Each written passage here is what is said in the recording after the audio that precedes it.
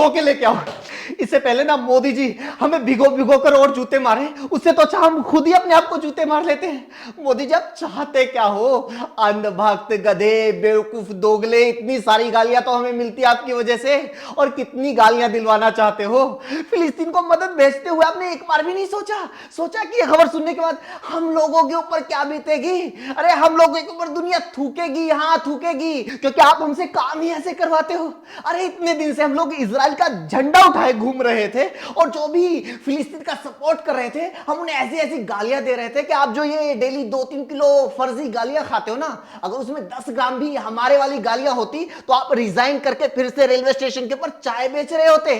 अरे फिलिस्तीन को सपोर्ट करने पर मैंने अपने खुद के बाप को देशद्रोही बोल दिया और नेतन्याहू को अपना नया बाप मान लिया और अपने गाजा पट्टी के लिए मदद भेज दी। अरे दूसरे देश के मुसलमानों की मदद, तो फिर हमें क्यों अपने ही देश के मुसलमानों का दुश्मन बना रखा है?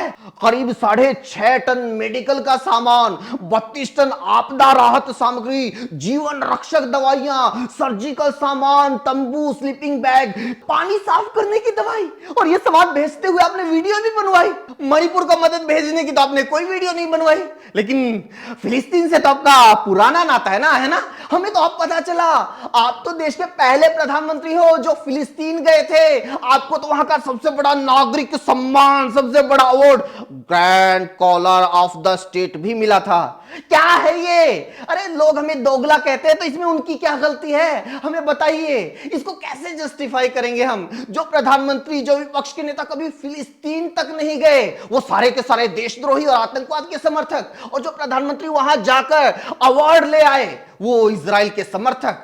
कैसे? जिन लोगों ने बिना चवन्नी खर्च किए सोशल मीडिया पर फिलिस्तीन के लिए सिंपैथी के 2 शब्द लिख दिए तो वो हमास के एजेंट, और जो आदमी गाजा पट्टी के लिए बाकायदा करोड़ों रुपए की मदद भेज रहा है वो हमास का दुश्मन। कैसे? पिछले 9 साल से हमने अक्ल के पुर्जे का इस्तेमाल तक नहीं किया, फिर भी हमें साफ साफ नजर आ रहा है कि बेवकूफ बनाया जा रहा है। सोचिए, जिन लोगों को पता है कि अक्ल डब्बे में बंद करके फ्रीजर में रखने की चीज नहीं है बल्कि इस्तेमाल करने की चीज है, जिन लोगों ने 5वीं क्लास तक भी ढंग से पढ़ाई की होगी, उन्हें ये सब देखकर कितना अजीब लग रहा होगा। हर मुद्दे पर हर बार ऐसा ही होता है, हमें प्लान ए पकड़ाया जाता है और आप खुद अपने लिए प्लान बी पकड़ कर निकल लेते हैं, जिसके चक्कर में हमेशा हमारा सी बन जाता है।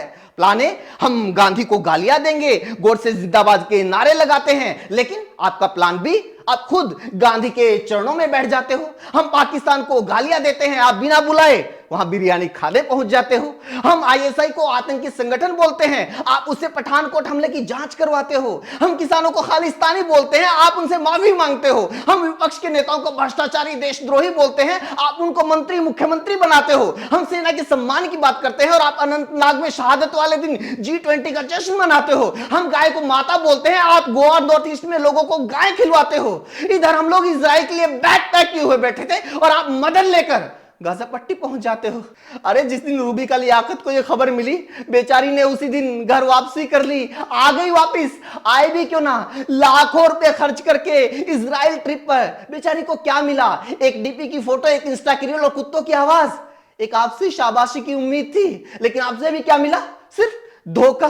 रूबी का तो खैर फिर भी प्लेन में गई थी, लेकिन मोदी जी आपके लिए वो बेचारा सुरेश चौहान के, वो तो पैदल ही महाभारत काल में पहुंच गया। वो तो यहूदियों को यादव साबित करना चाहता है, लेकिन यादव तो हिंदू है ना, मूर्ति पूजा भी करते हैं, सारे देवी देवताओं को मानते हैं। फिर ये सब क्यों किया जा रहा है मोदी जी? ये तो सभी को पता है ना, यहां कौन हिटलर है जिसके लिए यादवों को यहूदी साबित करने की कोशिश की जा रही है।